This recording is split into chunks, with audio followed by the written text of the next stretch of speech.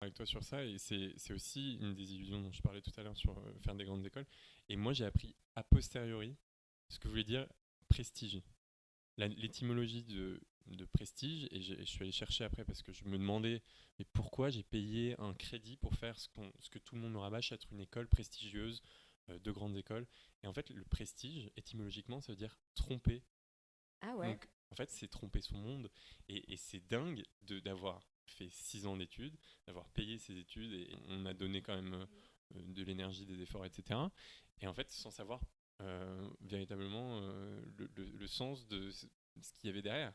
Ah, je Et savais pas en du fait, tout. tromper son monde, quoi. Donc, je pense qu'on cherche un peu ces diplômes, etc., pour se rassurer, mais aussi pour tromper son entourage et se sentir un peu au-dessus de nos pairs, quoi. Ouais, bah, tout à fait, bah, c'est ça, c'est ce que j'allais dire dans l'idée de notion d'élite. Bah, nous, on me l'a quand même dit, genre le premier jour à Sciences Po, quelque chose comme Ah ça. oui, ce qui est complètement ridicule dans un IEP de province. Oh, et... non, mais c'est assez atroce. Et puis, c'est vraiment une manière de restaurer la loi du plus fort, très clairement, et l'individualisme. Et qui sont des choses, en fait, qui tuent, hein, tout simplement. Et on en revient toujours à cette idée des unions perdues, hein, du capitalisme, de la société dans laquelle on est, où détenir le pouvoir, faire de l'argent, produire, surproduire, consommer, au détriment des valeurs sociales et humanistes, c'est ce qui est le plus valorisé, que ce soit dans le système de Lucien il y a 2 siècles ou dans le nôtre. Et au final, j'avais beau avoir des illusions, j'avais beau penser que j'allais changer les choses en m'introduisant dans ces milieux, notamment le cinéma, pour le rendre meilleur de l'intérieur. Pas du tout, hein. Malheureusement, tu es un maillon de la chaîne, remplaçable, et tu fais comme les autres. Voilà, hyper positif, hein. Bonne année sinon. Bonne année. Bon, et sinon, est-ce que tu as revu le film pour préparer l'entretien? Ouais. Et est-ce que il y a des éléments du film que tu pourrais mettre en parallèle avec l'actualité brûlante? Je l'ai regardé hier, ouais. Moi, je trouve qu'en fait, le film préfigure enfin, un système d'intérêt entre éditeurs, entre critiques, etc., qui ne peut qu'être aggravé dans la société qu'on a actuellement, parce qu'avec tout ce qui est algorithme, intelligence artificielle et tout, tout ce qui permet de comprendre nos préférences et d'orienter nos comportements, nos goûts, etc., ça ne peut être que encore plus aggravé. Tout le système que dénonce Balzac de vouloir donner une bonne critique à une œuvre parce qu'on a plus d'argent. C'est pareil aujourd'hui quand on veut donner plus de vues sur un contenu sur Instagram, quand on veut, comme je disais pour le cas de Blake Lively et son harcèlement qu'elle a subi, comme on veut défendre ou détruire la notoriété de quelqu'un, on peut le faire d'autant plus aisément aujourd'hui avec les outils de l'IA. Donc, en fait, ce qui est encore pire, c'est qu'on, dans notre société actuelle, on va peut-être même être encore moins capable de tracer les liens d'intérêt et les conflits d'intérêt derrière qui sous-tendent en fait la valorisation d'un bien culturel par rapport à un autre. Et en fait, moi, ce qui m'intéresse dans ça, c'est de savoir si suis vraiment actif dans le choix de mes consommations culturelles, dans les œuvres que je veux regarder, écouter, lire ou pas, et pourquoi je choisis telle ou telle œuvre par rapport à une autre, ou est-ce qu'on m'impose toujours une œuvre, un bien culturel, sans que j'en ai conscience. Donc voilà, je trouve que c'est très difficile d'être sûr que on passe pas à côté d'une œuvre, qu'on est exposé à suffisamment de diversité culturelle, parce que c'est ultra important en fait pour construire ta pensée. Je trouve d'être exposé à une offre diverse, à des regards variés.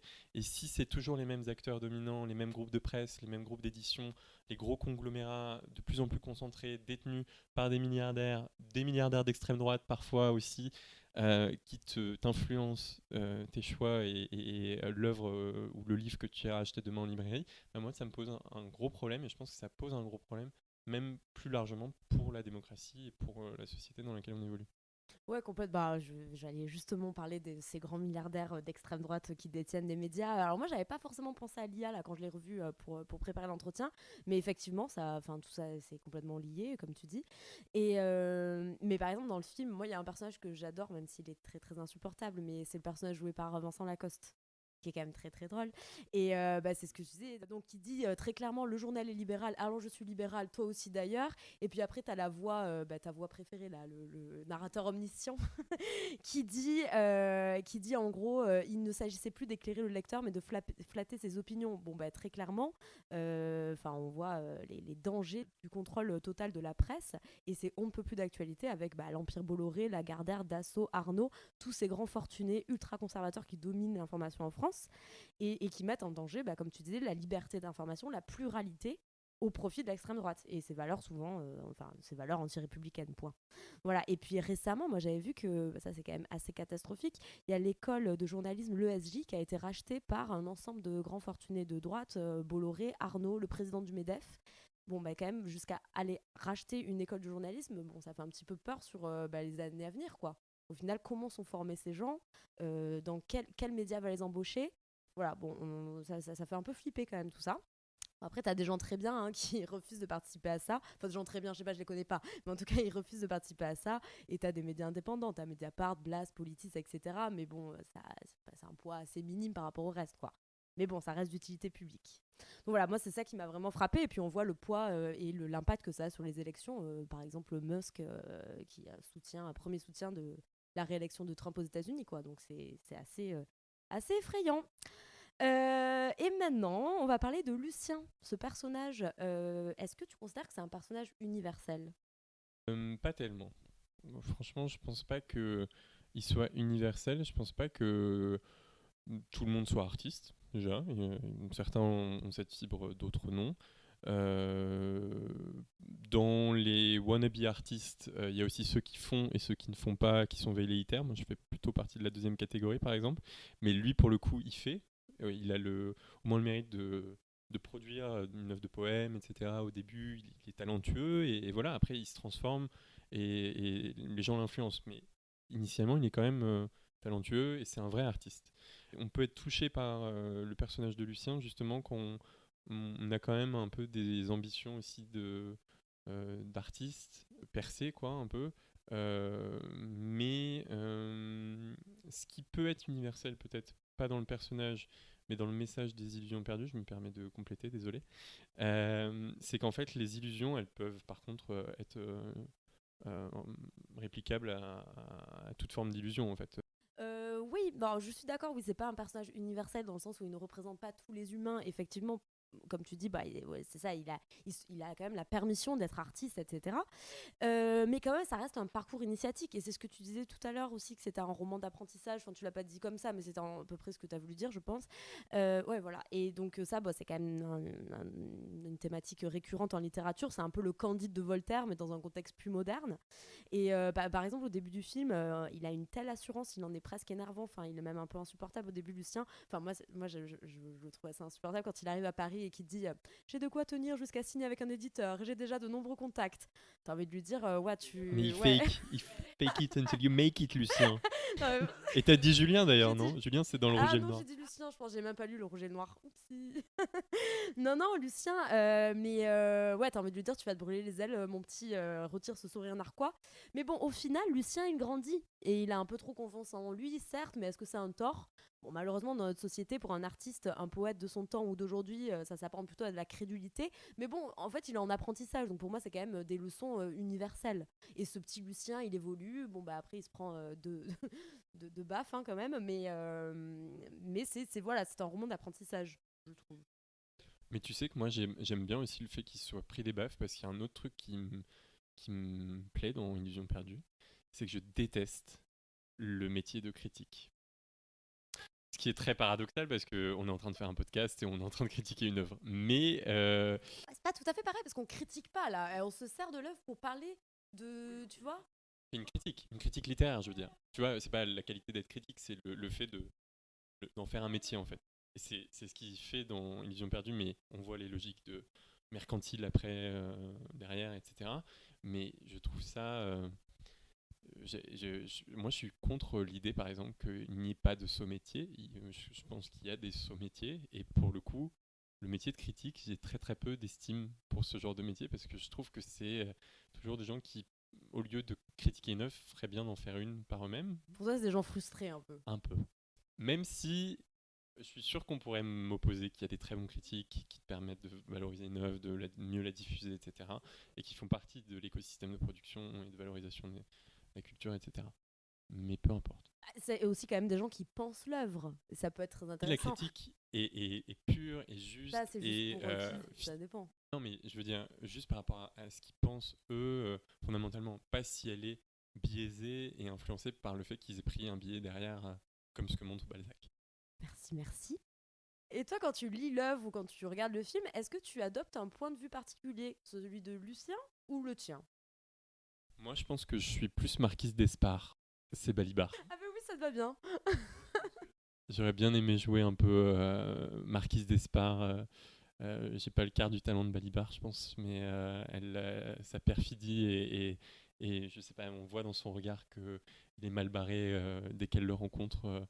Lucien, elle perçoit toutes ses maladresses, tous les petits gestes, les petites intonations de voix qui trahissent son rang, son milieu d'appartenance, et elle va se faire une joie de le renvoyer à Angoulême, Manu Militari, quoi. Ok, donc c'est ton personnage préféré, un personnage d'une gentillesse folle hein, et Je d'une l'adore. bienveillance. Mais parce que aussi, je pense que je suis fou amoureux de la voix de Balibar en fait depuis toujours, donc voilà. Je comprends. Et est-ce que tu as vu le film à plusieurs ou tu l'as toujours regardé tout seul? Je l'ai toujours regardé tout seul parce que personne n'aime Balzac. Non, je l'ai toujours regardé tout seul parce que il y a des films comme ça où c'est mieux d'être seul pour réfléchir, pour un peu comme un petit truc de psy aussi, tu vois. C'est un petit plaisir perso, quoi. Tout à fait d'accord avec toi sur ce sujet. Et d'ailleurs, de manière générale, est-ce que tu dirais que tu consommes l'art? Enfin, j'aime pas ce terme, mais je sais pas comment dire, mais tu vas voir des films tout seul ou plutôt à plusieurs? J'y vais tout seul, ouais. J'y vais aussi avec toi parfois. Je te rappelle qu'on a une séance de Nosferatu tout à l'heure. Exactement. Mais, On en fera une critique d'ailleurs dans le prochain épisode de Pulse. non, non, ouais, il y avait pas mal d'articles là récemment sur la charge mentale culturelle et le fait dans le monde, il y avait un article sur ça, sur le fait que avec la fin de l'année justement, on a aussi les récaps des meilleures séries, des meilleurs livres de l'année, gna gna gna. Et en fait, si t'as loupé un truc, tu te sens comme une merde.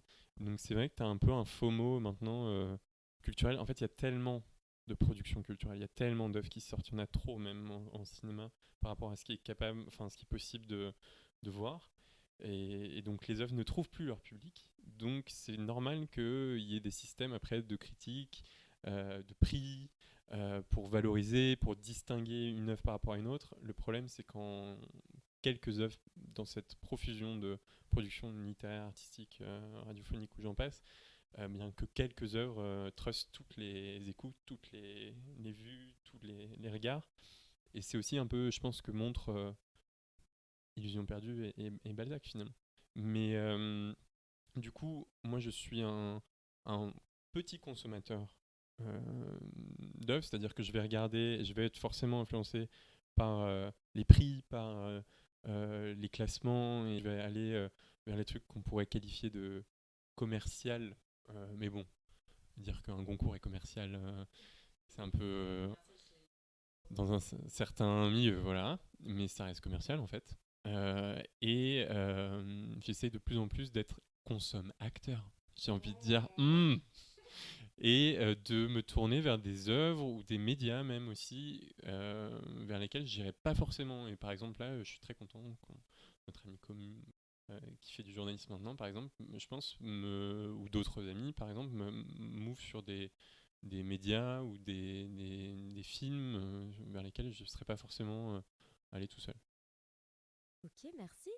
Bon, on arrive à la fin du podcast. Est-ce que tu pourrais définir l'œuvre en une phrase? Bah, une phrase ou deux, hein, ne te mets pas la pression. Bah pour moi, Illusion perdue, c'est une œuvre qui croque un système quasi mafieux finalement. Tout le système et l'écosystème de production littéraire et artistique au 19e, à la période de la Restauration, et qui montre en fait comment le système avale un jeune poète provincial chargé d'illusions, les siennes de ses propres talents, de ses aspirations à la gloire, mais aussi celle que lui porte sa famille, ses amis, et qui vont être perdus, puisqu'il va changer au contact de la bonne société parisienne, se pervertir, et ses traits moraux vont évoluer jusqu'à la déchéance. C'est beau, c'est très beau. Franchement, bravo. Vraiment, merci Tim. En préparant l'épisode, j'ai découvert une reprise de Renaud de la chanson Les Illusions perdues de Georges Brassens, que je ne connaissais pas et qui date de 1995. La reprise, bien entendu. Donc, je vais vous en lire un passage. On creva ma première bulle de savon il y a plus de 50 ans. Depuis, je me morfonds. On jeta mon Père Noël en bas du toit. Ça fait belle lurette et j'en reste pantois. Et quelques strophes plus loin. J'ai couru pour quitter ce monde saugrenu, me jeter dans le premier océan venu, juste voguer par là le bateau des copains, et je me suis accroché bien fort à ce grappin. Une belle ode à l'amitié face aux déceptions de la vie, et ça me semble parfait pour terminer.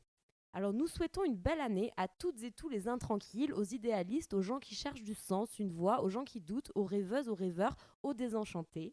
Et une merveilleuse année à toi, Tim, même si je t'englobais déjà dans les idéalistes, rêveurs, intranquilles et tutti quanti. Très bonne année à toi, ma chère Manon, et je te souhaite une année pleine de lucidité finalement, parce que c'est un peu ce qui ressort aussi d'Illusions perdues, c'est qu'il ne faut pas être trop enchanté, trop illusionné, il ne faut pas être complètement désillusionné non plus, mais je pense qu'il faut être au milieu, un peu lucide, équilibre, sans conflit d'intérêts, voilà, sincère, fidèle à ses principes et à soi-même. C'est tout exactement ce que je veux pour mon année 2025, figure-toi.